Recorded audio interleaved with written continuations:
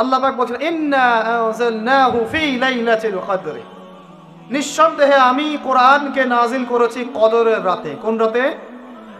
ওয়া মা আদরাকা মা লাইলাতুল কদর, হে নবী মুহাম্মদ সাল্লাল্লাহু আলাইহি ওয়াসাল্লাম, আপনি কি জানেন কদরের রাত কি? লাইলাতুল কদরি খায়রুম মিন আলফি শাহর, আল্লাহ পাক বলেন কদরের রাত হচ্ছে হাজার মাসের চাইতে উত্তম। সুবহানাল্লাহ।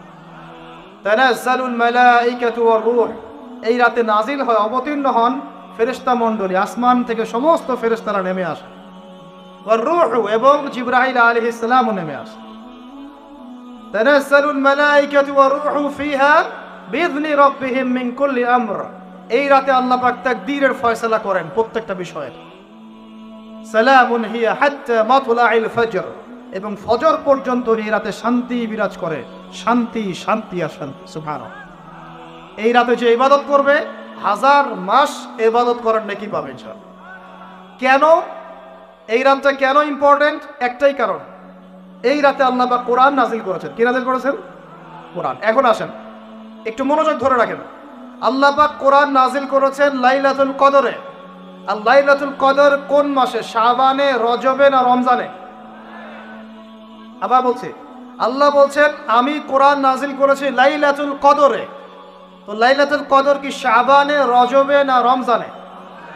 তার মানে লাইলাতুল কদর রমজানে। রমজানের কোথায়? রমজানের শেষ দশকে। রমজানের শেষ দশকে 21, 23, 25, 27, 29, এই 5টা বেজর রাতের যে কোনো একটা রাত হবে কি লাইলাতুল কদর। তার মানে আমরা বুঝতে পারলাম কোরআন নাজিল হয়েছে লাইলাতুল কদরে, লাইলাতুল কদর হচ্ছে রমজান মাসে, অর্থাৎ কোরআন নাজিল হয়েছে রমজান মাসে। ঠিক আল্লাহ পাক সূরা বাকারায় বলছেন শাহরু রমাদানাল্লাযী উনজিলা ফীহিল কুরআন, রমজান সেই মাস যেই মাসে শুধু কেবলাই পরিবর্তন হয়নি, শুধু বদরের যুদ্ধই করা হয়নি, রমজান মাসে কোরআনও নাজিল হয়েছে। আল্লাহু আকবার।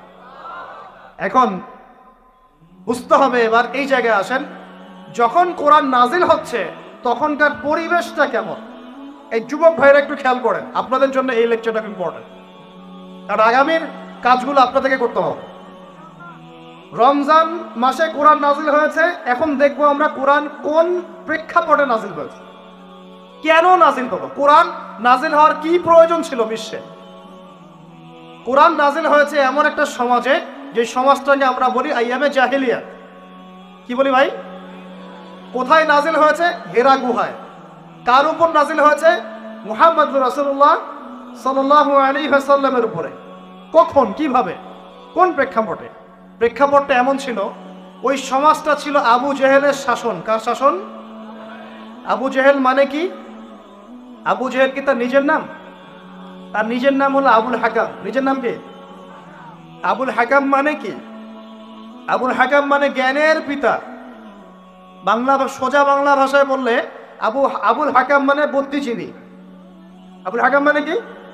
আমাদের সমাজে বুদ্ধিজীবীর অভাব আছে। টকশো মাথায় ফেলছে, একদম টকশোর পর টকশো, টকশোর পর টকশো, খালি বক বক বক বক বক বক, কাজের কাজ কিছুই নাই। কথা যতটুকু, কাজ তার চেয়ে অল্প। এত কথা, সুবহানাল্লাহ। মানে পৃথিবীর সব জ্ঞানী মানুষ এখানেই আছে। ভাবতেন এমন, পৃথিবীর যত জ্ঞানী মানুষ আল্লাহ পাক এখানেই নাজিল করছে। আবুল হাকাম, তার নাম আবুল হাকাম, জ্ঞানের পিতা। কার নাম আবুল হাকাম? তাহলে এখন বলেন, আবু জেহেলের নাম আবুল হাকাম, তো এখন আমরাও কি আবু জেহেল বলে ডাকি কেন? বলেন দেখি। ও কোন জ্ঞান অর্জন করে নাই, কোন জ্ঞান চেনে নাই?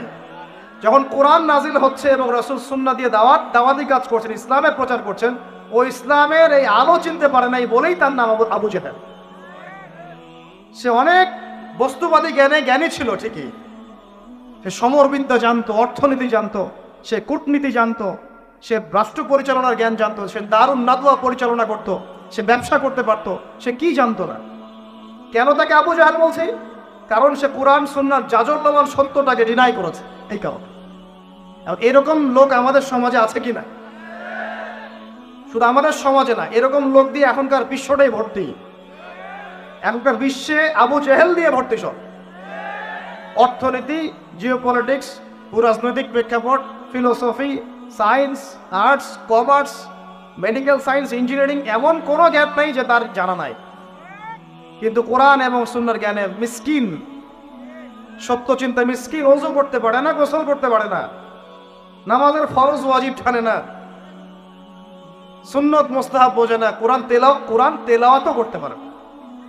একটা আয়াত তেলাওয়াত করতে দাঁত ভেঙে যাচ্ছে একেবারে। একটা আয়াত তেলাওয়াত করতে ওলামায়ে কেরামের সামনে বসলে একটা আয়াত তেলাওয়াত করতে 10টা ভুল বের করা যাবে। দিনের বেসিক জ্ঞান অর্জন করতে পারে। আবু জেহেল কাকে বলে? এই ধরনের মানুষকে আবু জেহেল বলে। আবু জেহেল কাকে বলে? কন্টেন্ট বানিয়ে দিয়ে দিও অনলাইনে। আবু জেহেল কাকে বলে? আবু জেহেলের সংজ্ঞা কি? আর আবু জেহেলের যুগে কি ছিল ভাই? আবু জেহেলের যুগে অনেকদিন বলেছি মেজর 5টা সমস্যা ছিল। কয়টা? মেজর 5টা। মাইনর সমস্যা অনেক, মেজর 5টা। এক, আবু জেহেলের যুগের বেশিরভাগ মানুষ শিরক করতো। কি করতো ভাই? লাত, উজ্জা, হবল, মানাত এইসব মূর্তি পূজা করতো। এখন হয়তো মুসলিম সমাজে এটা নাই ঠিকই, কিন্তু মুসলিমরা এখন কবর মাজার পূজায় শুরু করেছে, করে নাই? মুসলিমরাও এখন নেক্সট স্রোতে ধোকা খাচ্ছে। শিরক তো আমাদের সমাজে চলছে। শিরক কি হয় কেন আমি লেকচার দিয়েছি, দেখবেন মুসলিম সমাজে কত শিরক চলছে। রাস্তাঘাটে উঠতে বসতে পেপার পত্রিকা খুললেই শিরক। পেপার খুলবেন রাশিফল, সিংহ রাশি, কন্যা রাশি, দিনটা কেমন যাবে বিশ্বাস করলে মোশরেক হয়ে যাবে। রাস্তার পাশে টিয়া পাখি নিয়ে ভাগ্য পরীক্ষা করছে, হাতটা দেখে দেন তো ভাই কি আছে, বললেই শিরক হয়ে যাবে। আংটি বিক্রি করছে, আংটি বললে রোগ ভালো হবে, হাতে দিল রোগ ভালো হবে এই উদ্দেশ্যে, মোশরেক। হাতে দিয়েছে রোগ ভালো হবে, আমার ডায়াবেটিস ভালো হয়ে যাবে, বিসমিল্লাহ, ব্যাস মোশরেক, নাউজুবিল্লাহ। এই আকীদা নিয়ে পড়লেই মোশরেক। মুসলিম সমাজে অহরহ শিরক আছে। বাসায় মা বোন যারা আছে অনেকেই দেখা যায় চুল আশ্রয় চিরুনি পরে গেলে বলে আজকে মেহমান আসবে। কি আসবে আজকে? মেহমান আসবে আজকে, বললেই শিরক।